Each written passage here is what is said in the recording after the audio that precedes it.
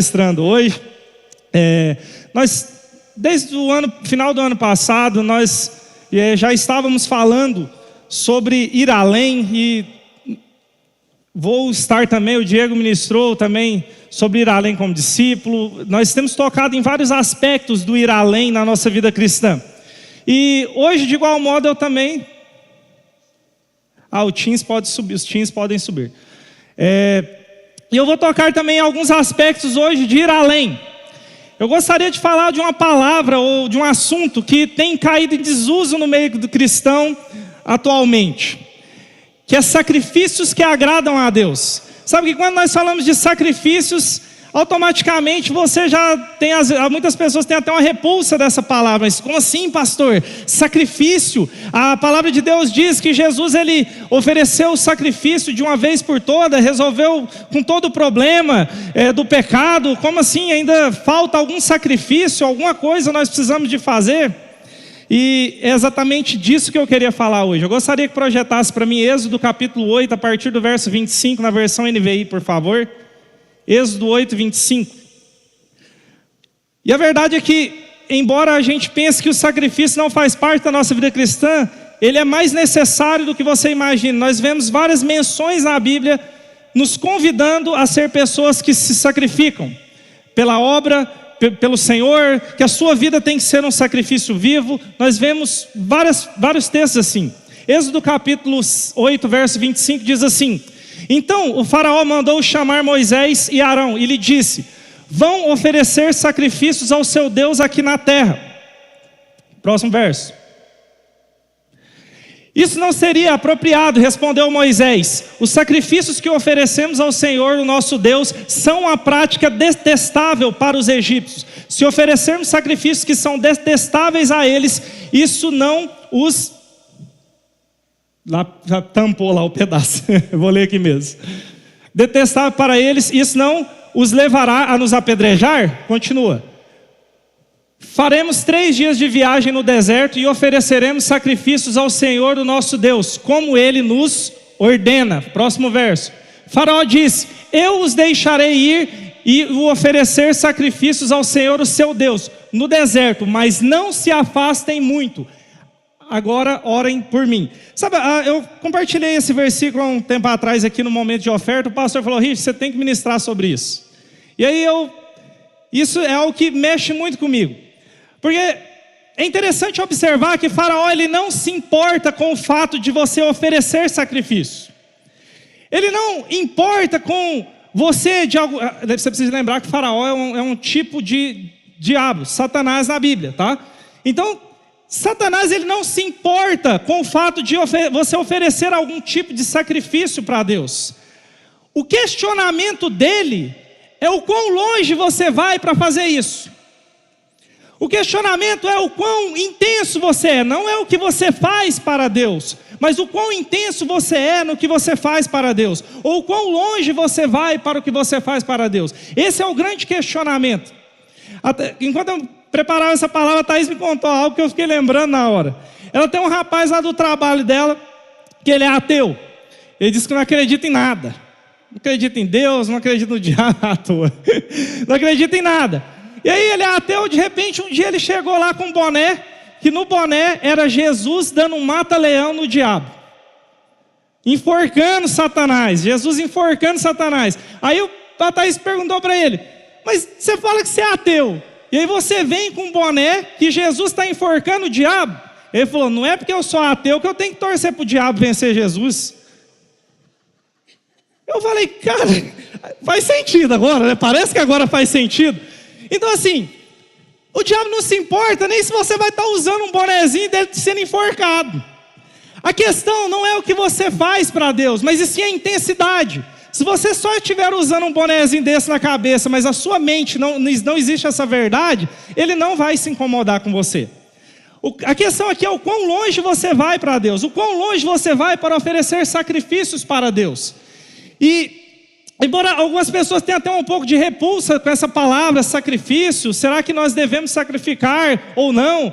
A Bíblia, o apóstolo Paulo, ele o tempo todo está falando que nós devemos ser sacrifícios vivos, Sacrifício vivo. Em 2 Timóteo capítulo 4, verso 6, quando ele está próximo ali de morrer, ele fala que agora o meu corpo, a minha vida está sendo derramada como libação. Libação que é oferta. O meu sangue ele está sendo dado como oferta ao Senhor, nesse altar. A minha vida está sendo hoje um altar de sacrifício para Deus. Então você precisa entender que, se no Velho Testamento o sacrifício era animal, você precisa de entender que o sacrifício no Novo Testamento é humano. Deus espera você, Deus quer você como sacrifício total a Ele. Antes era muito mais fácil. Você poderia só ir lá, porque sacrifício lá era dinheiro, animal era dinheiro. Você ia lá e você oferecia o seu sacrifício. Hoje, Jesus ele elevou ainda mais o nível, porque não basta só simplesmente você investir em alguma coisa. Agora Deus quer você por completo. Algumas pessoas me questionam, já tive vários questionamentos do tipo: pastor, mas esse negócio de oferta, dízimo, como é que funciona isso? Isso é demais. Eu sempre falo o seguinte: irmão, deixa eu te falar uma coisa, se você acha que Deus espera só 10% do seu salário, você está muito enganado. Deus espera tudo de você, Deus quer tudo de você, Deus quer você por completo. Essa é a menor parte, é a mais fácil. Deus está esperando tudo de você. Se você não entende isso, você não entende o que é ser um sacrifício vivo.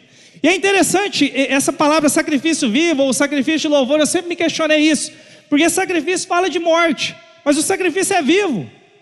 Parece uma contradição, mas a verdade é que Deus nos chama para ser pessoas que morrem completamente para a sua vontade, para agradar Ele por completo, para se doar para Ele por completo. E esse é o nosso desafio, porque o tempo todo nós somos levados de um lado para o outro. O nosso coração é levado de um lado para o outro. No Velho Testamento nós víamos sempre aspectos externos do servir a Deus. Então você ia lá, você oferecia um sacrifício pelo seu pecado, você colocava ali a mão na cabeça do animal, e ali o sacerdote, enquanto ele estava ali no ritual, o seu pecado passava para o animal, e aquele animal ele era sacrificado, e o seu pecado ele era perdoado. Era assim que acontecia, era sempre algo externo. Mas no Novo Testamento é algo interno. Não é só isso, é muito mais do que isso, é ter um coração completamente rendido a Ele, é um arrependimento interno, rendido a Ele. A sua vida tem que ser um sacrifício vivo o tempo todo. E é muito mais desafiador, porque eu fico pensando, eu sei que tinha um medo, no Velho Testamento, do que poderia acontecer caso você não andasse na linha. Mas você ia lá, oferecia o animal pelo seu pecado, depois você saía tranquilo. E aí depois você tinha que ir de novo lá oferecer o sacrifício. Agora você tem que ficar com essa crise, não sei nem se é essa crise, não sei se essa é a melhor palavra, mas você deve ficar com esse coração o tempo todo de agradar a Deus, porque agora é algo muito mais interno, é muito mais para dentro.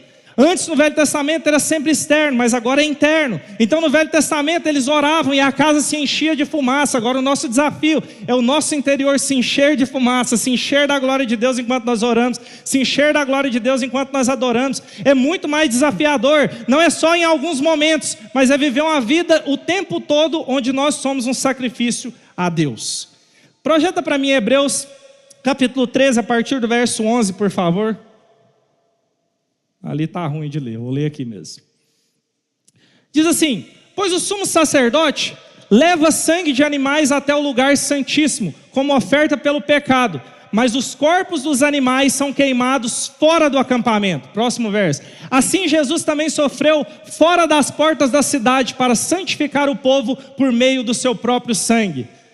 Portanto, saiamos até ele, fora do acampamento, suportando a desonra que ele suportou.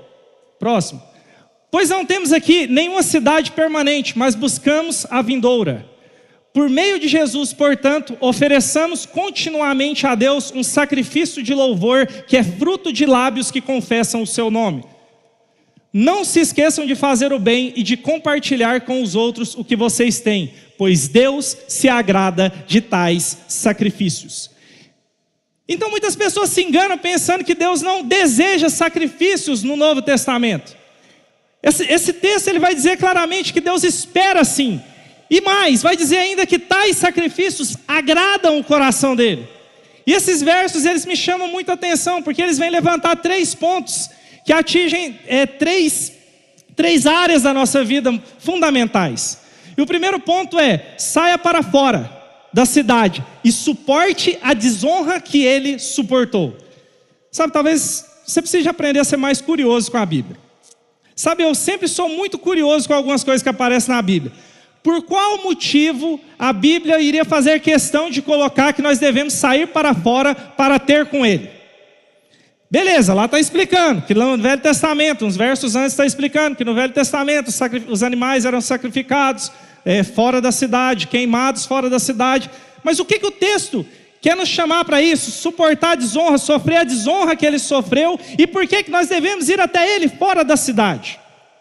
Isso me chama a atenção quando eu vejo algumas coisas. Por que tem que ser fora da cidade? Por que não pode sofrer a desonra dentro da cidade?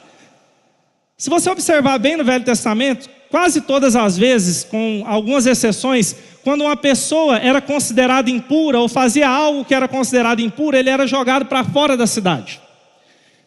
Quase todos os casos onde as pessoas elas eram apedrejadas, por exemplo, elas eram colocadas fora das cidades.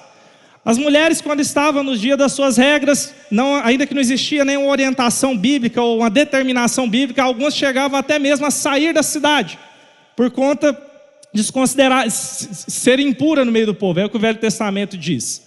E aí, sempre nós vemos isso, a pessoa que era impura. E isso é muito forte, porque Jesus, sendo santo, não tendo pecado, ele foi colocado para fora da cidade. Por isso que está falando do tamanho da desonra.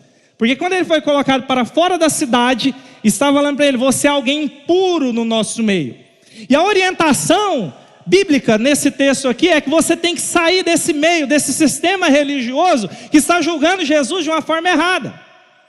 E se colocar na posição de sofrer a mesma desonra que ele sofre por ser cristão. E sabe que uma das coisas que eu tenho me questionado é o quanto os cristãos têm sido perseguidos nos dias atuais. Sabe, eu acho que nós deveríamos ser mais perseguidos. Sabe que hoje eu fico vendo, não estou falando que você tem que procurar a perseguição, tá? Tem crente que é chato e é perseguido porque é chato, não é porque serve a Deus não. A Bíblia manda você ser sal, não precisa ser grosso. Entenda isso. Tem irmão que é chato. E aí ele começa a ser perseguido, aí ele fala assim: o povo está me perseguindo porque eu sou cristão. Não, só está te perseguindo porque você é chato. Se você fosse gente boa, ninguém estava te perseguindo. Mas a verdade é que o fato de você ser cristão, posicionado naquilo que você acredita, você vai ser perseguido. Jesus falou que você seria perseguido. Então é incoerente nós não sermos perseguidos se nós estamos realmente posicionados naquilo que Deus ordenou que nós nos posicionássemos.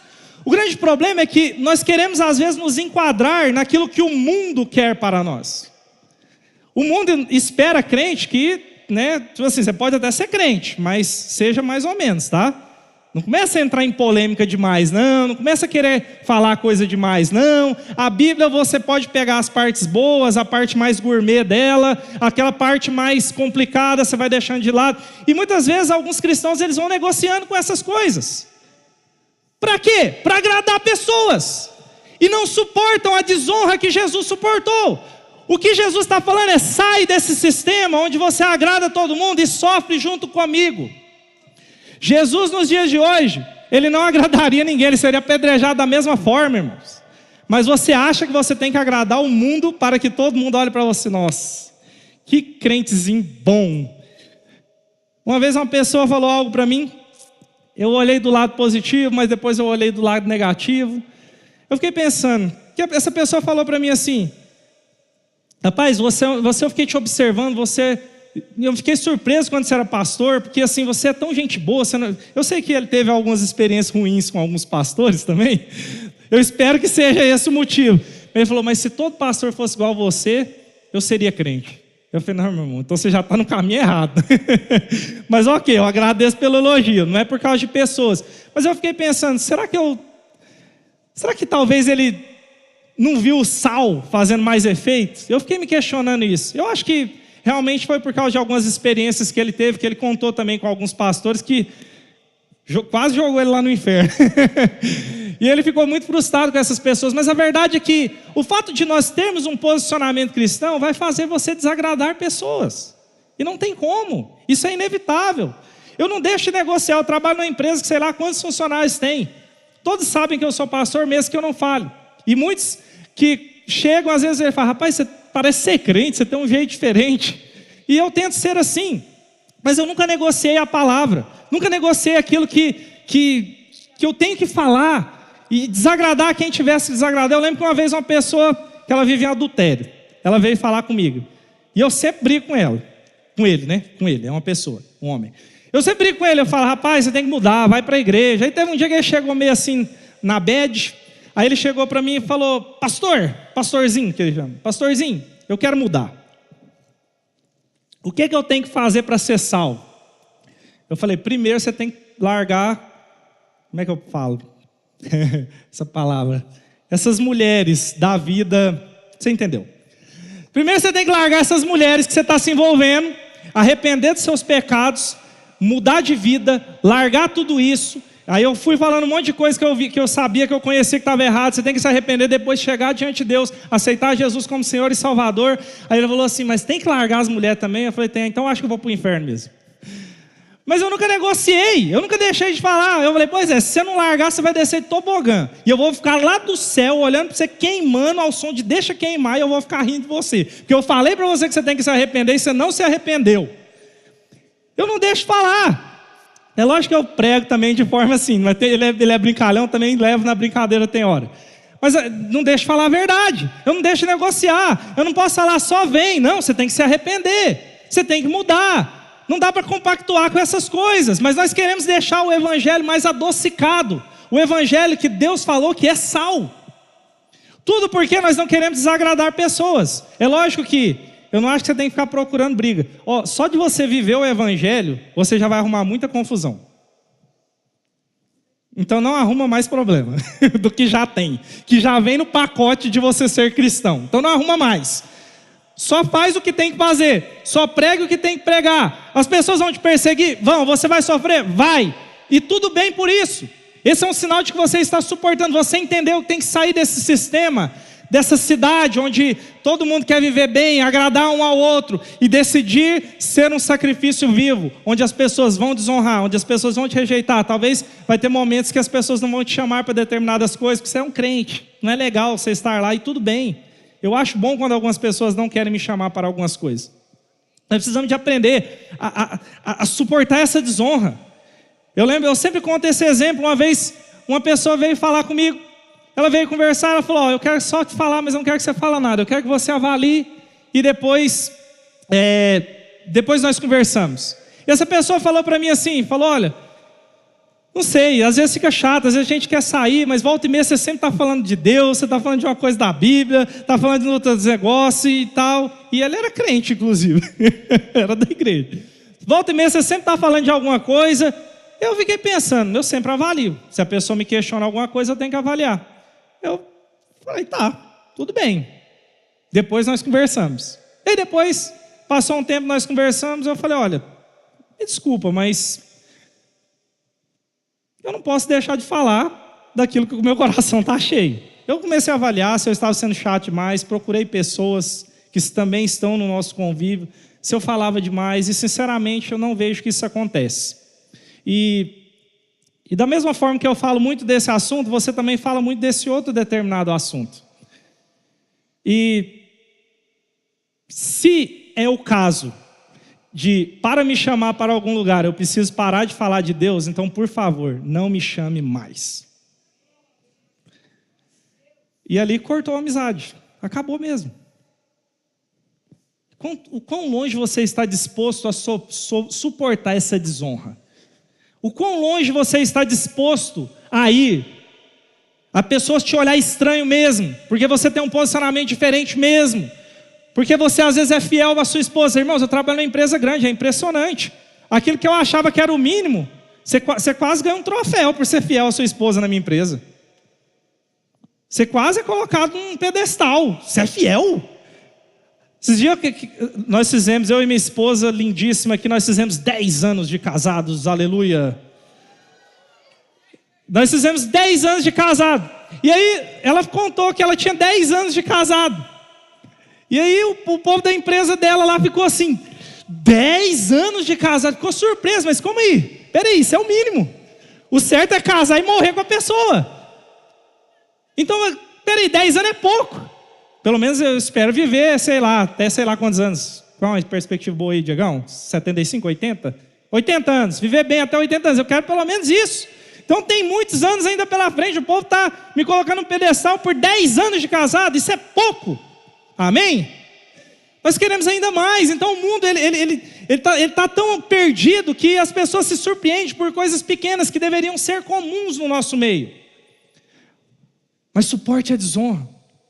Suporte a perseguição, aquilo que o mundo vai olhar para você e vai falar: rapaz, esse povo é louco, sou louco mesmo, mas eu estou servindo ao meu Senhor e eu estou agradando a Ele, custe o que custar. Esse é o nosso desafio. Então suporte a perseguição. Principalmente os jovens aí que estão entrando em faculdades. Tem uma coisa que você vai sofrer, é perseguição, irmão. E meu Deus, tem hora que eu fico assustado com algumas coisas que acontecem em faculdade. De verdade. E inclusive você que é pai, que tem seu filho, dá uma conversada de vez em quando com ele para você descobrir algumas coisas. Talvez seu filho nem conta para você, mas ele sofre muita perseguição lá. E que bom que sofre. E que bom que ele está suportando a desonra de ser cristão lá naquele meio também. Porque nós temos que nos posicionar lá também. E esse é o nosso desafio. Projeta para mim Hebreus capítulo 13, verso 13, por favor. 13. NVI, continua, é o mesmo verso que eu tinha colocado. Não, perdão. Então é o 15.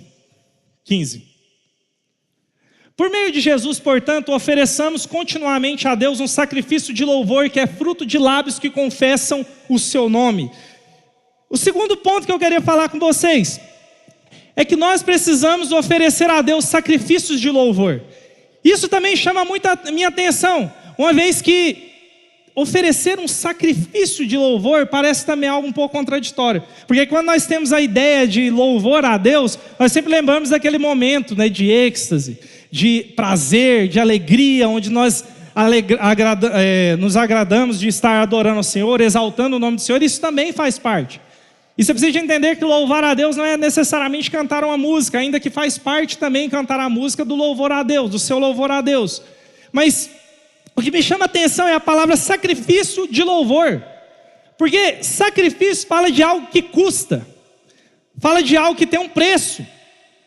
E se nós olharmos o sacrifício de louvor só com o aspecto de prazer, então deixa de ser sacrifício. Eu fiquei pensando nisso. Porque se esse é um sacrifício que agrada a Deus, que é o que o texto está falando, nós precisamos de observar bem o que seria então esse sacrifício de louvor.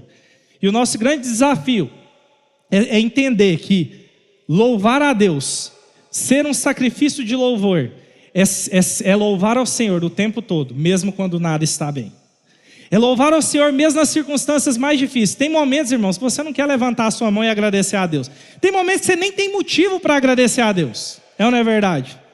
Entre aspas. Talvez você olha na sua vida, está dando tudo errado, está tudo complicado, você olha e você não tem nenhum motivo para você sorrir. E é muito fácil louvar a Deus, sendo um sacrifício de louvor, quando está tudo indo bem. Na verdade, se você não louva a Deus quando está tudo indo bem, você é um ingrato. Essa que é a verdade. Mas quando está tudo mal, você às vezes não tem nem vontade. Tem momentos que você vai só sobrevivendo. É ou não é verdade? Quem já se viu assim em algum momento? Você vai só sobrevivendo. É só deixar a vida levar mesmo. Você perdeu o ânimo para tudo, você perdeu a disposição para tudo. E ser um sacrifício de louvor é exatamente você decidir louvar a Deus quando nada está bem, em toda e qualquer circunstância. E Deus espera esse coração de nós. Por mais que seja difícil, Deus espera esse coração de nós. É quando você está sofrendo perseguições, que você continue louvando a Deus, que você, mesmo estando às vezes com o coração sangrando por circunstâncias ruins que aconteceram na sua vida, que você continue engrandecendo ao Senhor, que você continue louvando ao Senhor, que a sua vida seja uma vida de gratidão eterna a Deus. Irmãos, tem hora que eu me questiono, quantas vezes coisas que acontecem na minha vida hoje, são coisas que eu pedi há tanto tempo para Deus, e elas aconteceram, e eu não agradeci a Deus, e eu não louvei a Deus por isso. Olha, irmãos, não me deixa sozinho nessa. Provavelmente você também já teve circunstâncias onde você orou muito tempo por algo, que às vezes você até esqueceu disso, e de repente isso aconteceu, e você esqueceu de louvar a Deus, esqueceu de agradecer a Deus. Mas louve a Deus também, tem vezes que eu louvo a Deus por coisas ruins que aconteceram na minha vida. E é muito ruim quando você está na situação, porque você não consegue enxergar nada bom dela. É ou não é verdade? Mas depois que você passa dessa situação ruim, você tem motivos para louvar a Deus, porque você nunca sai da mesma forma de uma situação ruim. Ou pelo menos não deveria. Nunca sai. A ideia é que você sempre saia mais fortalecido. Se existem circunstâncias onde Deus colocou na sua vida, Deus colocou para te aperfeiçoar. Existem pedras que o diabo coloca no seu caminho. Esse aí, no poder da oração, sai. Existem pedras que você coloca no seu caminho. Isso aí você tem que resolver e tirar elas. Mas pedras que Deus coloca no seu caminho, Ele coloca porque tem algo muito específico que precisa acontecer. Algo muito específico que precisa mudar na sua vida. E que você só vai entender lá na frente. Então, por isso, louve. Igual aquela música, né? Tem uma música que fala isso. Louve, não sei o que lá, louve. Não vou cantar, não. Em todo tempo, louve. Por quê? Aquilo que você não entende hoje vai fazer total sentido amanhã. Aquilo que você sofre hoje vai fazer total sentido amanhã. É muito interessante Jesus quando Ele pede para que passe o cálice. Jesus está ali no nível extremo de angústia, chegando ao ponto de suar sangue. E Ele pede para que passe o cálice. Olha, Jesus, Deus, se tiver como, se não tiver como, eu não quero, né, bagunçar nada dos seus planos, mas se tiver como, passa de mim esse cálice. E Deus não respondeu nada, né? Era para passar mesmo. Então Ele vai e toma aquele cálice, e depois acontece tudo o que nós vemos hoje. No momento de sofrimento é difícil entender. Para chegar ao ponto de suar sangue, irmãos, Jesus estava num nível de estresse. Pensa no momento mais estressante da sua vida. Eu tenho certeza que você lembra rápido aí. Pensa no momento mais estressante, que você não aguentava mais. Você suou sangue? Não, né? Jesus ficou mais angustiado do que isso aí ainda. Bem mais do que isso. Ao ponto de suar sangue, de tanta angústia. Mas Ele precisava de passar por isso. Porque o resultado lá na frente iria salvar o mundo inteiro. Às vezes nós não conseguimos entender o impacto positivo dos problemas da nossa vida. Ou das circunstâncias ruins nas nossas vidas. Por isso, mesmo quando não estiver entendendo, louve ao Senhor. Mesmo quando não fizer sentido, engrandeça o nome do Senhor. Deus, não está fazendo sentido nenhum. Deus, tem hora que você tem que ser um pouco sincero, irmão. Tem hora que eu sou sincero. Deus, eu não estou entendendo nada do que está acontecendo aqui. Não tenho motivo nenhum para agradecer. Mas eu agradeço a Deus por essa circunstância. Eu sei que lá na frente ela vai fazer algum sentido para mim. Agora não faz sentido nenhum. Agora eu não estou entendendo nada. Agora a minha vontade é que acabe logo. Mas lá na frente vai fazer todo sentido. E se foi Deus que colocou uma circunstância na sua vida, você precisa de aprender com ela. Porque tem um propósito muito específico que você precisa de aprender naquele momento. Eu sempre lembro daquele momento que Deus fala para que Moisés falasse para a rocha. E ele pega lá a raquete dele, mete uma porrada na rocha. E aí ele é reprovado ali, você conhece o contexto. E na verdade aquilo ali era uma preparação já para o que ele enfrentaria em Canaã. As muralhas de Jericó estavam lá. E não adiantava bater. Ele tinha que falar nas muralhas de Jericó. Não adiantava pegar o taco de beisebol e arrumar nas muralhas. Elas não iriam cair. Jesus já estava ensinando. Esse processo agora. Aprende agora a falar para a rocha. Porque lá você vai falar para as muralhas. Para que elas caiam. Então não pule os processos de matar o urso. E de matar o leão, porque lá na frente tem um gigante para você enfrentar. E se você não aprender a enfrentar aqui, louvando nessa situação que você acha que é difícil demais, mas tem uma mais difícil chegando, desculpa te falar, tem uma mais difícil às vezes chegando, e essa daqui é apenas uma preparação para que você seja ainda mais fortalecido para enfrentar esse novo gigante que está por vir. Então aprenda a louvar em tudo. Existem situações que vai resolver? Não. Continue louvando. Existem situações que você vai ter que aceitar na sua vida. Então continue louvando. Irmãos, tem tanta coisa que eu orei na minha vida. Que eu falava, meu Deus, e não acontece, não acontece. Chegou momentos que eu comecei a adorar a Deus e falar, Deus, eu louvo ao Senhor. Mesmo que não esteja acontecendo nada, eu louvo ao Senhor. Eu adoro ao Senhor. Eu vou continuar, não estou enxergando nada. Existem problemas que é como Paulo falou. Em Atos dos Apóstolos, capítulo 17, não lembro se verso 17.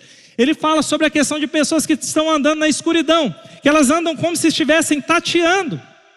Isso me chama muita atenção, porque hoje é mais fácil, né? A galera mais nova nem deve saber desse rolê todo, né? Hoje, quando acaba a energia na sua casa, você simplesmente puxa a lanterna do seu celular e liga e procura. Naquela época, meu irmão, era mais difícil. Quando acabava a energia na sua casa, você tinha que procurar onde estava a vela. E aí estava tão escuro que você tinha que fazer o quê? Tateando, pegando. De vez em quando você tateava com o dedinho do pé, né? Doía muito. Mas você ia tateando até chegar e encontrar a vela. Paulo fala sobre isso. Existem circunstâncias na nossa vida, problemas na nossa vida que é tão escuro, que às vezes a gente tem que ir andando tateando mesmo. até encontrar a saída. E o desafio seu é, enquanto você está tateando, enquanto você não encontra a saída, é continuar louvando e adorando ao Senhor. Continuar servindo com gratidão ao Senhor. Esse é o nosso desafio. Deus nos chamou para servir a Ele com interesse de coração. E não só um pouco. Projeta para mim agora o verso 16, por favor. Hebreus 13, verso 16. Não se esqueçam de fazer o bem e de compartilhar com os outros o que vocês têm, pois Deus se agrada de tais sacrifícios. Fiquei pensando nisso aqui. Não se esqueça de fazer o bem. Eu sei que se eu falar para você que você tem que fazer o bem, você como cristão, ou pelo menos se diz cristão, você entende muito bem isso, você precisa fazer o bem. Mas o nosso desafio como igreja não é só o fazer o bem ocasionalmente, é ir além no fazer o bem. O nosso desafio é fazer ainda mais para o Senhor. E eu fiquei pensando muito nisso porque quando nós pegamos esses 3 sacrifícios que agradam a Deus, nós temos o aspecto do sacrifício de suportar a desonra, que é a forma com que nós relacionamos com o mundo. Tem um aspecto de louvar a Deus, que é a forma com que nós relacionamos com Deus. Mas tem um aspecto de fazer o bem, que pelo que Paulo está falando ali, fala também dessa comunidade, de servir a comunidade, de entregar, de fazer o bem, de se doar. E eu fiquei pensando muito nisso, porque nós fazemos sim o bem, ou pelo menos deveria. Você não faz nem o bem, irmão, você nem crente é. Misericórdia, você faz só o mal. Mas nós fazemos o bem, a questão é o quão além nós vamos não fazer o bem. Ou será que nós fazemos o bem só para pessoas que nós achamos que é conveniente fazer o bem? E não é essa a direção bíblica. Será que o sacrifício que agrada a Deus é aquele sacrifício que eu faço só para quem eu acho que eu tenho que fazer? Ou será que o nosso desafio é fazer o bem para todos distintivamente, para todas as pessoas, para quem precisa? E é interessante que quando nós lemos João e quando nós lemos Tiago, eles batem muito forte na questão do fazer. E chegam até mesmo a questionar a sua salvação, a sua conversão, se você não é uma pessoa que faz o bem de modo prático. E eu fiquei pensando nisso, porque às vezes nós somos tão levados. E é interessante essa chamada do apóstolo para não se esquecer de fazer o bem. Porque nós somos levados a trabalhar demais, nós somos levados a estudar demais, nós somos levados a fazer isso, a fazer aquilo, e nós vivemos às vezes tão no automático que nós não somos levados para essa chamada de fazer o bem. E às vezes nós fazemos o bem somente quando aparece uma situação onde precisa fazer o bem. Faz sentido? Você percebe que às vezes você fala assim, não, agora o irmão lá está necessitado, eu preciso de ajudar ele. Peraí, será que você já não esqueceu de fazer o bem e o mal teve que bater na sua porta para que você se lembre de fazer o bem? A orientação do apóstolo aqui é não se esqueça, faça o tempo todo. Entenda que é um chamado, um estilo de vida fazer o bem o tempo todo. Reparte com os outros aquilo que você tem. Eu sei que quando nós falamos de repartir, fazer o bem e repartir, nós somos levados a pensar só em dinheiro. Mas é muito mais do que isso. É tudo. É o que eu falei para vocês, irmãos. Deus não está esperando só seu dinheiro. Deus espera você por completo. É investir tempo. É investir às vezes em conselhos para pessoas que precisam. Teve algo que me chamou a atenção. Como a igreja pode servir de formas assim tão simples e às vezes a gente esquece de fazer o bem porque nós vivemos tão no automático. Tem uma irmã da minha liderança que ela não sabe cozinhar. Custa fazer um miojo. E aí a dona Odete descobriu, porque ela está pensando em casar. A dona Odete descobriu, ela falou, minha filha, você não sabe cozinhar, não sei o quê, não sei o quê. Minha filha, vamos fazer o seguinte. Não lembro a hora, vamos colocar uma hora fictícia aqui. Todo dia, tal hora, 2 horas da tarde, você vai lá em casa que eu vou te ensinar a cozinhar. Você tem que aprender até o dia de você casar. E sabe que isso é uma ordenança bíblica? Os mais velhos, eles devem ensinar os mais novos. É algo muito simples, mas viver o evangelho é isso. Nas coisas mais simples. Repartir o que você tem, o que você sabe. Eu sei fazer o melhor pudim do planeta, dona Odete. Ela ensinou, a Carol aprendeu a fazer o pudim com a dona Odete. O quanto a igreja pode contribuir com o outro, e às vezes vai vivendo de modo tão automático e deixa de fazer coisas simples como essa. Às vezes o problema bate na sua porta, você tem a oportunidade de fazer o bem, mas você pensa ser muito insignificante, ensinar uma pessoa a cozinhar. Mas se Deus te chamou para repartir o que você tem o dom e tem a habilidade, por favor, faça o que Deus te chamou para fazer. É sua responsabilidade. Os mais velhos, eles devem ensinar os mais novos. Eu sempre falo isso. Nós temos um monte de jovens aqui. Irmãos, você precisa entender a sua importância hoje, adulto, no trabalho de jovens. Você precisa entender. Eu amo quando tem adultos servindo, às vezes em eventos. Eu sei que não dá, é inviável estar aqui todo culto. Anda inviável até para mim, meu Deus do céu. Agora minha vida anda cabeça para baixo. Mas assim, eu sei que é inviável, mas você tem oportunidades de ajudar os mais novos. Eu amo quando os irmãos têm eventos aqui que eles estão servindo. Alguns irmãos vêm aqui só para orar pelo evento. E você não tem noção da implicação que isso tem. Você não tem noção. Uma irmã adulta estava orando na nossa sala de oração online. Ela estava orando, os irmãos vieram falar: nossa, mas ela ora tanto, ela ora tão bem. Isso ensina. Você está repartindo o dom que você tem. E às vezes não é nem de forma assim direta. Você está fazendo só a parte só, você está orando. Mas você está ensinando, você está transmitindo. Sempre tem algo para contribuir. Qual que é a forma que você pode contribuir? Qual que é a forma que você pode servir? Nós sempre falamos aqui, nós precisamos de pessoas nos voluntários, nós precisamos de pessoas no Kids, nós precisamos de pessoas em tantos lugares. E qual que é a forma que você pode repartir o dom que Deus te deu? Porque esse sacrifício agrada a Deus. E pastor, mas eu não tenho muita vontade. Irmão, tem hora que você faz na marra mesmo. Tem hora que eu não tenho vontade de fazer nada. Tem hora que eu estou tão cansado que minha vontade é só deitar em casa. Eu fico doido, porque eu sou dois extremos. Eu quero ficar em casa, quando eu estou em casa eu quero estar em outro lugar. Eu peguei e falei para Thaís, eu ia tirar férias. Eu não gosto de tirar férias. Eu sou tão no 12 que eu não gosto de tirar férias. Aí tirei a férias e falei para Thaís: eu vou tirar 15 dias de férias. Eu vou ficar dentro dessa casa.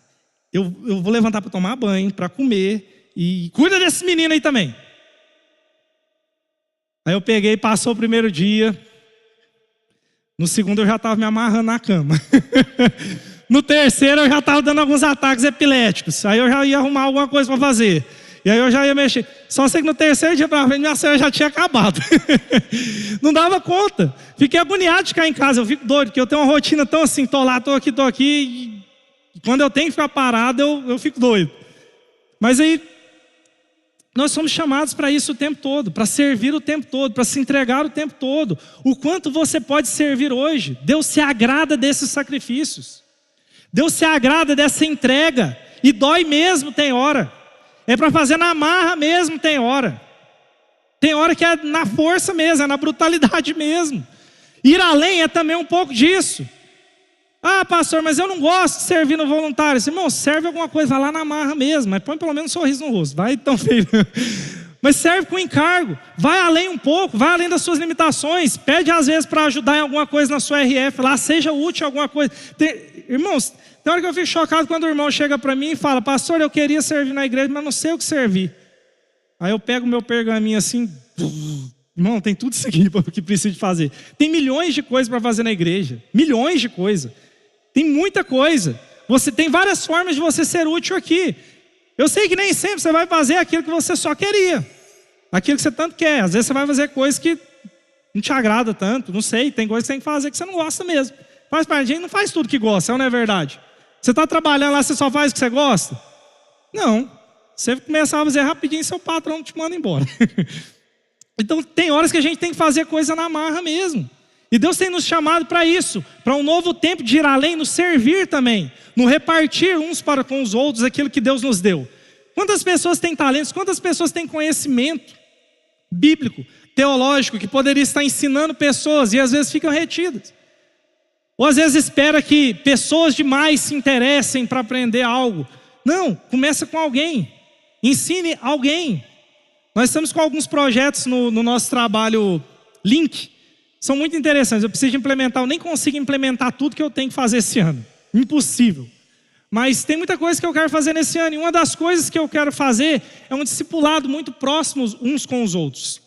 Que é de uma reunião online mesmo. Eu acho que hoje Goiânia está muito difícil, né? Locomoção, reunir presencialmente, hoje está muito difícil. É lógico que se consegue, tudo bem. Mas a nossa ideia é exatamente ter aconselhamentos onde um pode acrescentar na vida do outro. Um pode repartir algo com o outro. Um pode ensinar o outro. Um pode discipular o outro. todo mundo tem algo, pelo menos um talento você tem para compartilhar. Todos têm algo para compartilhar. É impressionante, tem algumas pessoas que chegam e falam: pastor, eu não sou bom em nada, eu não sei fazer nada, eu não tenho nada para acrescentar. Irmão, você tem. Todo mundo tem alguma coisa. O negócio é que às vezes você se compara demais com outras pessoas. Você vê algumas pessoas que têm um talento natural muito bom, muito extraordinário, e aí você acha que para ser útil você tem que ser como aquela pessoa. E não é assim, irmãos. Cada um no seu quadrado. Cada um faz o que tem que fazer da melhor forma. Tem pessoas que são ótimas para, sei lá, limpar uma casa. Cara, serve na igreja então. Ajuda aqui os voluntários a servir, a observar. Tem pessoas que são tão atentas com as coisas. Eu particularmente sou bem desatento com muita coisa. Eu acho que andando com o Hugo eu tenho pegado algumas coisas dele. Mas tem pessoas que são tão atentas para algumas coisas que elas podem servir de várias formas e repartir o dom que tem de várias formas no meio da igreja. Mas elas vão vivendo tão no automático, ou achando que não estão capacitadas para fazer algo. E a verdade é que quando você começa a fazer, Deus vai te capacitando para fazer ainda mais. Todo mundo tem uma forma de servir na igreja. E esses sacrifícios Deus se agrada. O quão você está disposto a ir além nesse ano? Seja para o seu relacionamento para com o mundo, de suportar a desonra. Seja o seu relacionamento para com Deus, na sua adoração e na sua consagração a Ele, mas também para com pessoas. O quão disposto, esse é o tripé da vida cristã. Se você não lidar bem com essas três coisas, você vai ter um problema na sua vida cristã. Porque se você tem um relacionamento bom, primeiramente com Deus, não tem como, é inevitável. Você não vai se importar com a opinião do mundo, porque primeiro você se importa com a opinião de Deus. Mas uma coisa é fato, você vai também saber lidar muito bem com os irmãos, saber servir, saber se entregar, saber amar. Por isso que João vem falar algo muito forte. Se você diz que ama a Deus e não ama o seu irmão, o amor do Pai não está em você. Sabe que João é um dos livros mais porrada de toda a Bíblia. Eu acho que todo mundo deveria ler. Se você nunca leu, acho não, tenho certeza. Todo mundo deveria ler a Bíblia inteira. Mas assim, se você nunca leu o livro de João, de desafio, você vai sentar rapidão você lê esse livro. É bem pequeno. Ou não, né? Vai que você começa a chorar nos primeiros versículos e não termina. Mas eu fico em crise. Quantas vezes eu já li João, irmãos, e comecei a questionar até a minha conversão? Quantas vezes eu li Tiago e comecei a questionar até mesmo a minha conversão? Falar, meu Deus! Quantas vezes eu tive que me arrepender lendo esses livros? Porque muitas pessoas como cristãos, elas conseguem sim lidar bem com o mundo. Porque não está nem aí com a opinião do mundo. Conseguem sim adorar a Deus. Mas poucas pessoas conseguem servir bem os irmãos e repartir o que tem. Esse talvez seja um dos maiores desafios da vida cristã. Porque muitas vezes você vai fazer algo por essa pessoa e a resposta, o resultado que você vai ter é o quê? Às vezes, ingratidão. E tudo bem. Você está fazendo para quem? Se é para Deus, então você não perdeu nada. E a Bíblia vem dizer que todo o nosso trabalho, tudo que nós fazemos não é em vão. Nós seremos recompensados por tudo que nós fazemos. Tudo. Deus não deve nada para ninguém. Tudo que você fizer, Deus vai te recompensar. Isso é fato. Mas muitas vezes nós fazemos, nós ficamos às vezes frustrados ou decepcionados, porque nós não estamos sendo reconhecidos às vezes pelo que nós estamos fazendo, porque nós achamos que o nosso reconhecimento tem que vir de homens e não tem. Nós ficamos em crise porque já estou servindo há tanto tempo nos voluntários, nunca ninguém me honrou por isso. Nem precisa, o Senhor vai te honrar. Eu já estou servindo há tanto tempo na igreja, nunca ninguém viu. Nem precisa, Deus viu. Esse é o nosso desafio, irmãos, entender que toda recompensa vem dEle. E tudo que nós temos que fazer é para Ele. Por que nós servimos o nosso irmão? Para Ele. É por causa dEle, porque quando nós servimos o nosso irmão, nós estamos servindo também a Ele. Diretamente a Ele. Todo bem que nós fazemos, nós estamos fazendo para Ele. Nós somos chamados para isso. O quanto você está disposto nesse ano a ir além? O quanto você está disposto de saber que às vezes um irmão está passando por um problema e às vezes você ligar para ele, não precisa ficar perguntando demais também, não seja curioso. Mas liga para ele e fala, meu irmão, estou sabendo que você está com um problema, mas eu estou orando por você. Quem aqui já recebeu uma ligação ou uma fala dessa? É um bálsamo, não é verdade? Quando a pessoa, irmão, não sei o que está acontecendo, não sei de nada, mas eu estou orando por você. Você vai sair dessa situação, você vai sair dessa circunstância. Porque às vezes as circunstâncias elas nos sufocam tanto, parece que a gente está só, irmãos. Está só. E às vezes uma fala de um irmão te marca completamente, te dá um renovo completo, de você saber que você não está só na circunstância que você está passando. Eu sei que você espera isso dos irmãos, mas eu espero de você que você também faça algo pelos irmãos. O nosso relacionamento não pode ser um relacionamento unilateral, onde só uma pessoa faz. Ambas as partes têm que fazer. Viver em comunidade é isso. É um irmão ajudando o outro. É um suportando, dar suporte às necessidades do outro. É um fazendo aquilo que Deus chamou, como sendo para Deus. Fazendo para o outro aquilo que Deus nos chamou para fazer. Porque tais sacrifícios agradam a Deus. Queria que você ficasse em pé nesse momento. Queria chamar o louvor. Pessoal do louvor.